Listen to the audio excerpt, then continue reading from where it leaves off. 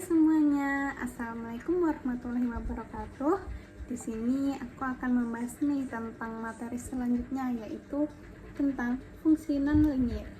Jadi apa sih perbedaannya yang terlihat di fungsi linier dan fungsi nonlinier?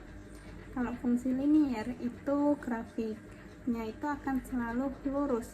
Jadi kalau fungsi nonlinier ini bisa ditebak dong, garisnya nggak akan selalu lurus atau bisa melengkung sesuai dengan variabelnya.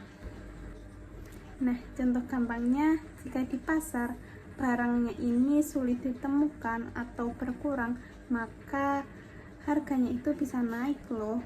Nah, kenaikan harga ini bisa nggak stabil karena dipengaruhi beberapa faktor. Misalnya, yang pertama itu ada selera konsumen, musim, kondisi, bahkan bisa kebijakan pemerintah loh.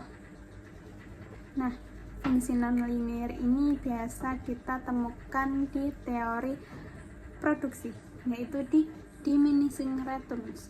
Kalau kalian baru dengar istilahnya, aku bakal jelasin nih. Jadi, diminishing returns ini adalah penambahan pekerja atau karyawan di mana dia itu akan meningkatkan suatu produktivitas barang atau jasa di perusahaan tersebut. Tetapi di titik lain dia akan merugikan. Karena apa? Karena jika produksi itu sudah mencapai titik, maka penambahan karyawan itu bisa menurunkan produktivitas. Karena apa? Kita memproduksi itu nggak selalu sebanyak sebelumnya saat kita baru saja merekrut atau menambah karyawan baru.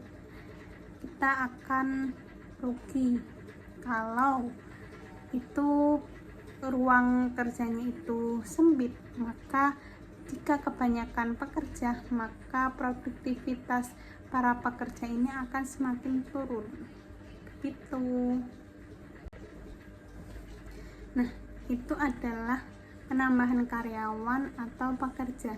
Jadi kan otomatis produksinya itu akan meningkat, tapi di sisi lain atau di titik kondisi lain itu akan menurunkan produktivitas para pekerja. Jadi barang produksi ini akan menurun atau enggak sebanyak kemarin jika ruang kerja itu sempit, tetapi malah kebanyakan karyawan gitu.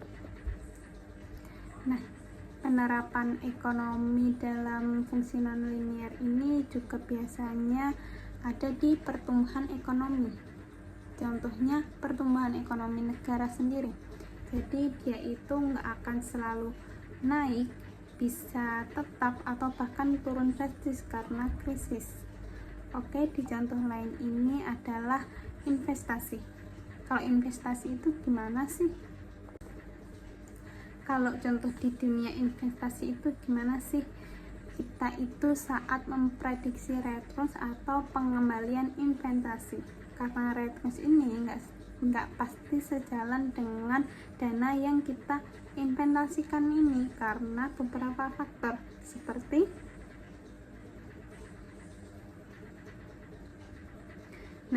faktor-faktor tersebut nih yang membuat investasi itu nggak selalu stabil, bisa naik, bisa turun.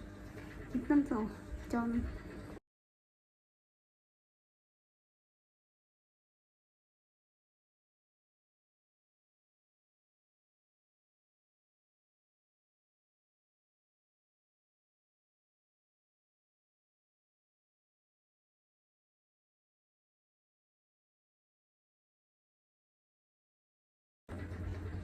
Jadi fungsi nonlinier ini bisa membantu kita dalam mengamati atau memahami ekonomi yang dia itu nggak stabil.